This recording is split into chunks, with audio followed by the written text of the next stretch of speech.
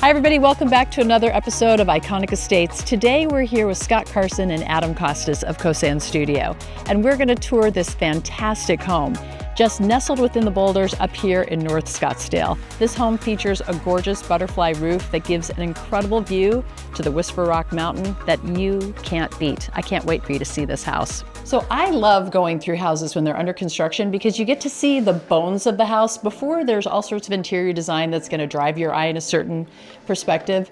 Going through a house that's under construction gives you the chance to see the architect's original intention. So I want to understand the making of this house. So Scott, it started with you, and Adam had a key role in this one. Correct, yeah. So originally, with the first time we walked the lot with the client, we were drawn to the beautiful mountain, of course, behind.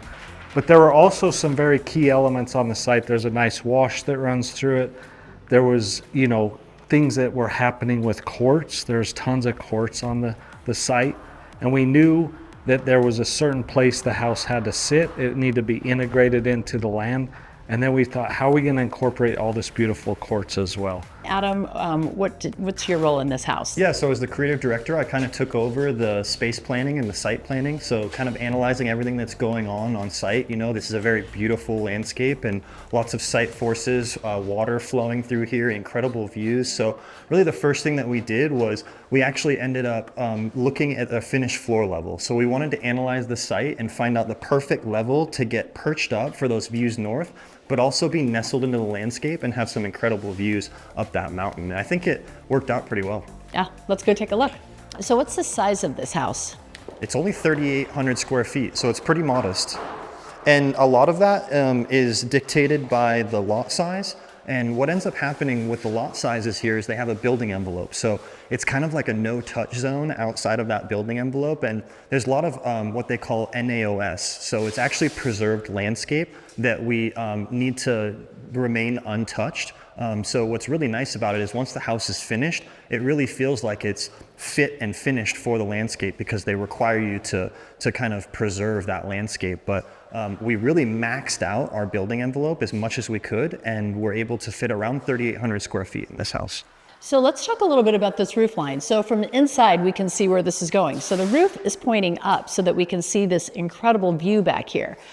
So what was the thought process behind that? Yeah, so the big driving force behind the butterfly roof, the bottom slope is actually the center line of the interior space. So you're creating proportion and symmetry. And then from that bottom slope, as you're talking about, we have a 1.5 pitch, a 1.5 inch to a foot pitch here. And that just gently slopes the ceiling upwards. Otherwise, if it was flat, what you'd end up doing is you'd end up cutting off that mountain. And we really wanted to preserve that view as much as possible. So by tilting that roof line upwards, we're able to get up to this multi-slide here. And once you get up to this multi-slide, just before you interact with the door is right when you're able to catch the peak of that mountain. So there's a nice relationship there of kind of pulling the user to the opening here, and as they get to it, they get that kind of what I like to call that money shot.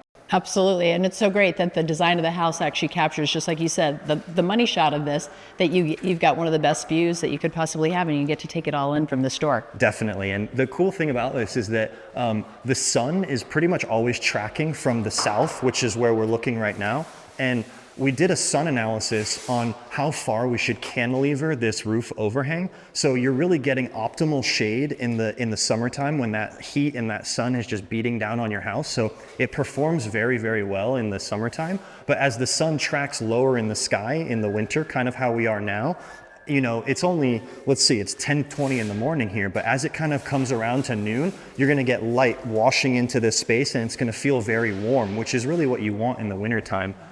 So I think it's really nice how we utilize those kind of site forces and sun angles to proportion the house in the right spot. So you just shared with me the answer to the question of why do you want to work with a top architect? Because they're going to think about these things. So we're in Arizona and the sun is either working with you or it's working against you. Totally. Right. And so what you're sharing with me is that you took all that into consideration. While you're optimizing the views, you're also thinking about the light and the heat experience happening with the house. What are some of your favorite parts about the house, both of you? Shall we walk through and show me some of the things that you're really loving?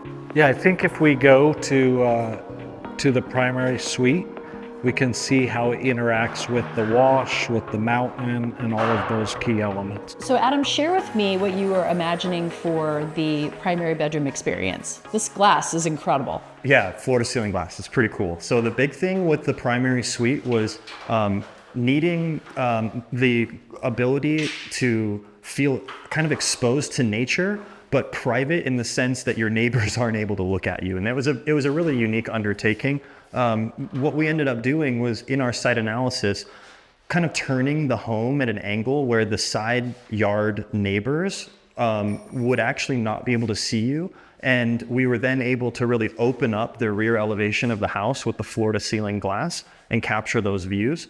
And so let's talk about, so in the ensuite, you have a lot of windows in here. So people have the ability to have the ultimate wellness experience because they're waking up with all this great natural light. So how did you think about these? Because really, this is a pretty exposed ensuite bathroom. Absolutely. It's really the same theory as what goes on in the primary suite. In the ensuite, it's the same thing of having this monolithic wall that's looking to our east, which is the neighboring property.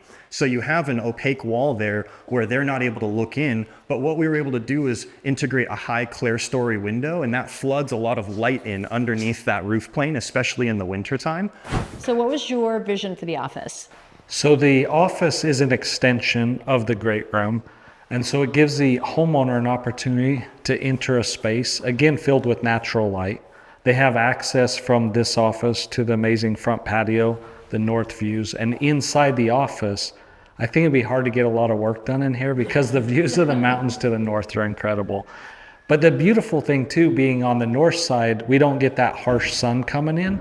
So they can leave those windows open all the time and have some beautiful filtered light in here while they are trying to get work done.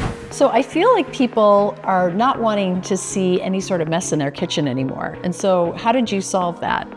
So by creating a back kitchen, or sometimes dirty kitchen we call them, we create a space where they can actually come back, work, and do all the messy work out here, bring the prepared food out to their guests, and their guest is like, how did that happen? Yeah. Close the doors and all the mess stays behind. So your kitchen stays pristine and you do the work behind. And there is going to be one really cool hidden gem. There's actually a pass-through that you can pass food straight from the back kitchen to the front kitchen. So you kind of see the holes there now. It's closed on one side. That slab on the other side will open, and then they can pass food through and close that off. Secret button. We like it.